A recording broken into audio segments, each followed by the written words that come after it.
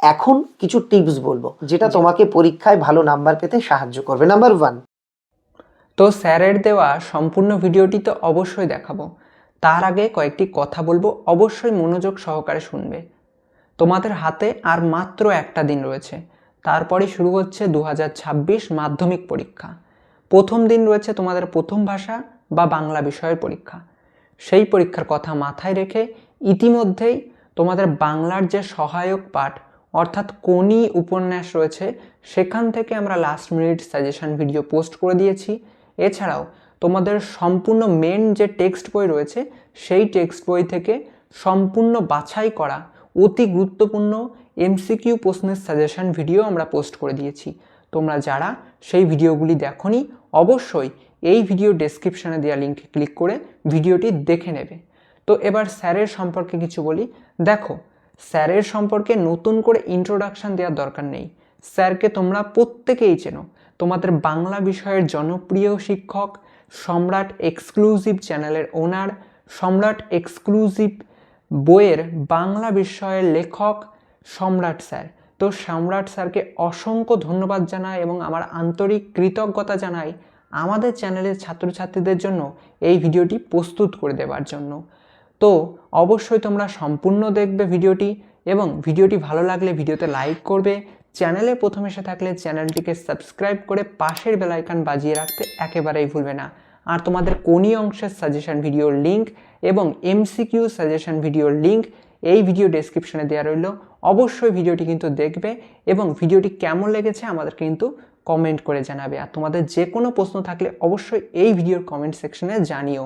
তাহলে চলো আমরা স্যারের মূল ভিডিওতে প্রবেশ করি। মনে হচ্ছে রাত পোহালেই মাধ্যমিক বাংলা পরীক্ষা, প্রথম পরীক্ষা বাংলা পরীক্ষা, ভয়ের কোনো ব্যাপার নেই। দেখো, বাংলা পরীক্ষার আগে আমি সেই তথাকথিত সাজেশন যে এটা পড়ো না, এগুলো আর বলবো না।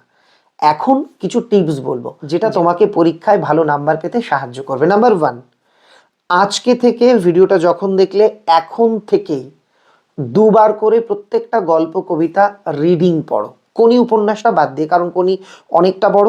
আমি বলছি টেক্সটের। আর টেক্সট বই যখন পড়বে, প্রত্যেকটা লেখকের নাম, গল্প কবিতা নাটকের নাম, এগুলো ভালো করে আয়ত্ত করে নেবে। আমি অনেককে দেখেছি, অনেক ভালো স্টুডেন্টকে দেখেছি, তোমরা পরীক্ষায় গিয়ে ঘাবড়ে গিয়ে ভুল করে অন্য কবির নামটা লিখে ফেলছো, বা ঠিক লিখছো লেখকের নাম, পদবী মানে টাইটেলটা ভুল লিখছো। এটা যেন না হয়। নাম্বার 2, তোমরা 3-এর প্রশ্নগুলো যখন বাছাই করবে একটু সচেতন হবে।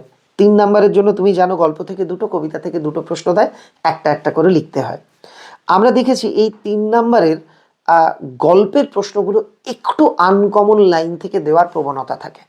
তাই এই বললাম যে তুমি টেক্সটটা পড়ে নাও, এতে তোমার কিন্তু ওই আনকমন লাইন থেকেও কমন প্রশ্নই আসবে, একটু লাইন ঘুরিয়ে দেয়। বাংলা পরীক্ষার ক্ষেত্রে এই কথাটা কিন্তু মাথায় রাখবে।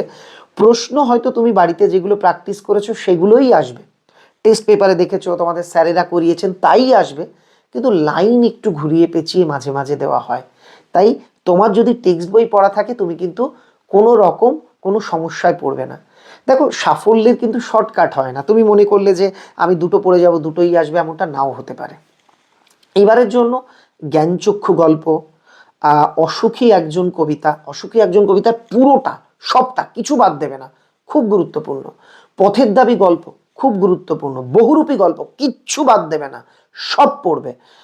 প্রলয়োল্লাস কবিতা, অস্ত্রের বিরুদ্ধে গান কবিতা, আমি যে কটা বললাম, অসুখী একজন, প্রলয়োল্লাস, অস্ত্রের বিরুদ্ধে গান, এই 3টে কবিতার কিচ্ছু বাদ দেবে না। গল্পের ক্ষেত্রে বহুরূপী, আমাদের প্রথম গল্প জ্ঞানচক্ষু, আর পথের দাবি, এই 3টে গল্পের কিচ্ছু বাদ দেবে না, সব পড়বে, সমস্ত লাইন পড়বে। দেখবে 3 বা 5 এর প্রশ্ন নিয়ে তোমার আর চিন্তা করা লাগবে না। দেখো, এখানে একটা কথা বলতেই হচ্ছে, আমি কিন্তু পরীক্ষার একদিন আগে সাজেশনটা দিচ্ছি। আমি ধরে নিচ্ছি তোমরা বেসিক নলেজটুকু সিলেবাস সম্পর্কে আছে। যদি কেউ মনে করো যে আমি গোটা বছর পড়িনি, পরীক্ষার আগে স্যারের এই সাজেশন দেখে পরীক্ষা দেব, সব কমন পেয়ে যাব, এমনটা কিন্তু হবে না, এটাই বাস্তব। এবার আসি ব্যাকরণ। দেখো, ব্যাকরণের ক্ষেত্রে পরীক্ষা দিতে যাওয়ার আগে প্রত্যেকটা টপিকের ছোট ছোট ভাগ করে সংজ্ঞা, বৈশিষ্ট্য, উদাহরণ পড়বে।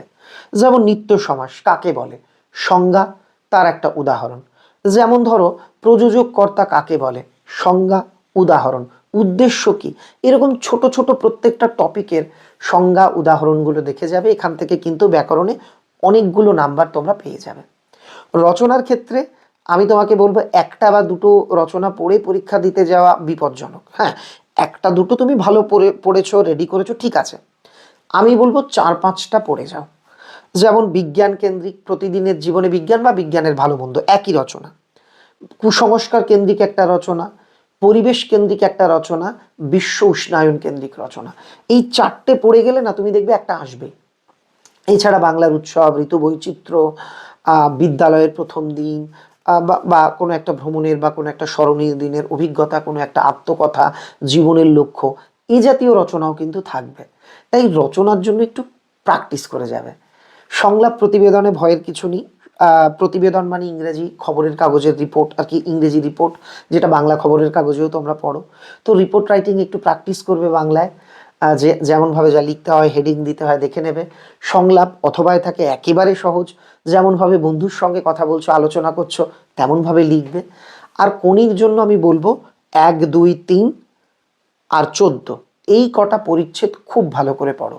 দেখবে কোনি উপন্যাসে টোটাল 14টা পরিচ্ছেদ আছে। আমি বলবো 1, 2, 3, 14 আর হচ্ছে সবার চরিত্র, এগুলো খুব ভালো করে পড়ো। সিরাজদৌল্লা নাটকের ক্ষেত্রে আমি বলবো সব কয়জনের চরিত্র, এবং অতি অবশ্যই তুমি দেখবে সিরাজদৌল্লা নাটকের শুরুতে মশিয়েলার সঙ্গে, শুরুতে ওয়াটসের সঙ্গে, তারপর মশিয়েলার সঙ্গে সিরাজের কথোপকথন হয়। তো ওই শুরু থেকে মশিয়েলা পর্যন্ত, যে উই শ্যাল নেভার মিট, এই পর্যন্ত খুব ভালো করে কিন্তু রিডিং পড়বে। এই জায়গা থেকে প্রশ্ন হতে পারে। আর দেখো আমি এটুকুই বলবো, চাপ নিও না। মাধ্যমিকের প্রথম পরীক্ষা বাংলা, বাংলা পরীক্ষার দিন গেলে প্রচুর প্রশ্ন কমন আসবে, যা তোমাদের স্যারেরা করিয়েছেন, যা তুমি টেস্ট পেপারে দেখেছো। আর হ্যাঁ, বঙ্গানুবাদ কিন্তু টেস্ট পেপার থেকে সব সলভ করে যেও, উপকার পাবে। এগুলোই আসবে। তবে 2-4টে প্রশ্ন আনকমনও থাকবে, তাই ওগুলো দেখে ঘাবড়ে যাবে না। ঠান্ডা মাথাতে যতটুকু মনে আছে ততটুকু লেখার চেষ্টা করবে। আরেকটা গোপন কথা বলি, যদি দেখো গল্পের প্রশ্নে সাধু ভাষায় কোনো লাইন তোলা, যে আজ তার মনে হইল, এই যে হইল, হলো না, হইল লেখা, তারপর হাজির করা হইল নিমাইবাবুর সম্মুখে, যদি সাধু ভাষায় কোনো লাইন দেখো গল্পের ক্ষেত্রে, তাহলে বুঝবে এটা হয় পথের দাবি, নয় নদীর বিদ্রোহ। লাইন দুটো যদি একটু কঠিনও হয়, মনে না পড়ে, তুমি ভাবার চেষ্টা করবে এই দুটো থেকেই এসেছে, কারণ এই দুটো গল্প আমাদের সিলেবাসে সাধু ভাষাতে লেখা। কেমন? সবার পরীক্ষা ভালো হোক, সবার জন্য রইল অনেক অনেক শুভেচ্ছা।